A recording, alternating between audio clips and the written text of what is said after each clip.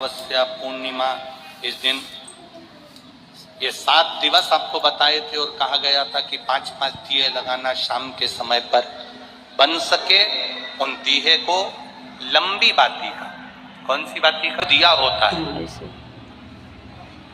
लंबी बाती का जो दीप होता है वो दीप हमारे जीवन में वंश की भी वृद्धि करता है। इसलिए हमारे यहाँ पितरों का दिया, देवी जी का दिया, नवरात्रे का दीप, ये सब लंबी बाती के लगते हैं। तो लंबी बाती का जो दीप होता है वो हमारे वंश की भी वृद्धि करता है, लक्ष्मी की भी वृद्धि करता है, सुख समृद्धि।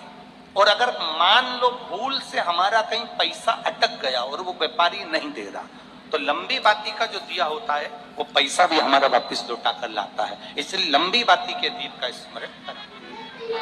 सावन के महीने में जो अधिक मास पड़ता है उसमें 7 जगह अर्थात 7 तिथियां ऐसी हैं जिस दिन 5 दीप का वर्णन किया गया है हमारे शास्त्रों में। अब बहुत सावधानी से सुनिएगा। पहली है पंचमी तिथि। अधिक मास सावन का जब मेल हो, अधिक मास सावन के महीने में अगर पड़े और पंचमी तिथि आप अगर शुरू की, मतलब आज भी पंचमी है, मान लो आज की पंचमी अगर आप नहीं कर पाए तो अगली जो पंचमी आ जाए अधिक मास के महीने में आप वो भी कर सकते।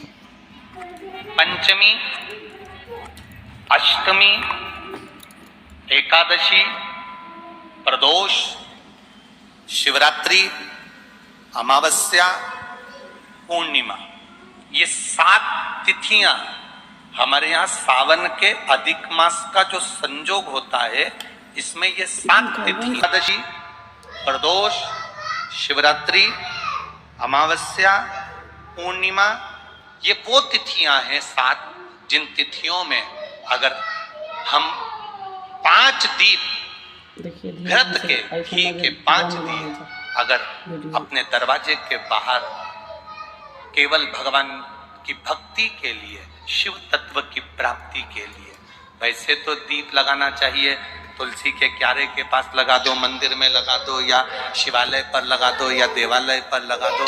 और इस कीचड़ पानी में अगर कहीं ना जा पाओ, अगर पानी वानी बरस रहा है जगह जगह, क्षेत्र में इतना ना दिख रहा हो पर अन्य क्षेत्रों में बहुत पानी है तो कोई ना जा पाए, तो भगवान का स्मरण कर कर उन दीप को भगवान के सामने प्रज्वलित कर कर 5 दिए इन तिथियों में, पंचमी, अष्टमी, एकादशी, प्रदोष, शिवरात्रि, अमावस्या और पूर्णिमा, जो सावन के महीने में अधिक मास पड़ता है उसमें ये 7 तिथियों पर जो 5 दीप भगवान के सामने प्रज्वलित कर कर अपने दरवाजे के पास में बाहर की ओर रख देता है, उसके घर में कभी रोग, बीमारी और लक्ष्मी की कोई कमती नहीं होती, उसका जीवन सार्थक। पर सावन के महीने में अधिक मास के संजोग पर ये होता है।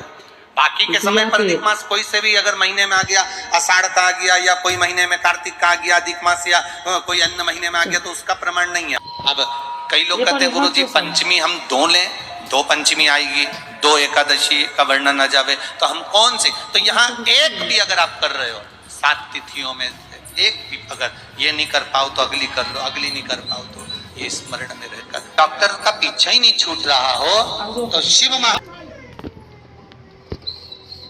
पुराण में जो पुरुषोत्तम कथाओं का वर्णन किया गया है, एक आटे का दिया, उसमें 4 बत्ती, आटे के दिए में 4 बत्ती रखें,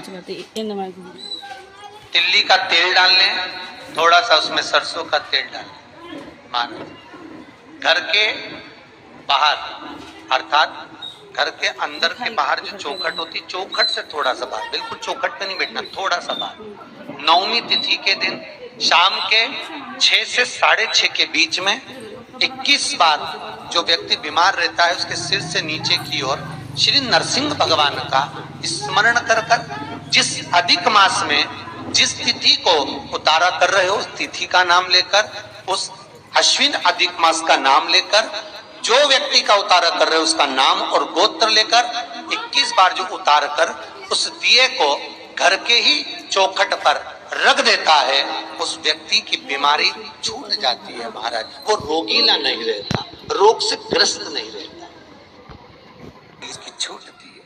कभी ये डॉक्टर को दिखा लो, कभी वो डॉक्टर को दिखा लो, कभी यहाँ दिखाओ, कभी वहां दिखाओ, उससे छुटकारा मिलता है। संवाद कर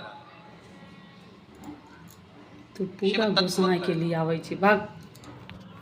3 जगह पर नारी को पवित्रता का भाव वर्णित कर। अब जितनी माताएं बैठी हैं वो भी मुख से बोलेंगे। पहला स्थान कौन सा बताया? बच्चा जब छोटा है, गोदी में है, तो बच्चा गंदगी भी कर रहा है तो भी नारी पवित्र। दूसरा स्थान कौन सा बताया? पति की सेवा अगर पत्नी कर रही है, पति सेवा में लगी है तो वो पवित्र। तीसरा स्थान कौन सा बताया? घर के बुजुर्ग माता पिता सास ससुर की सेवा में लगी है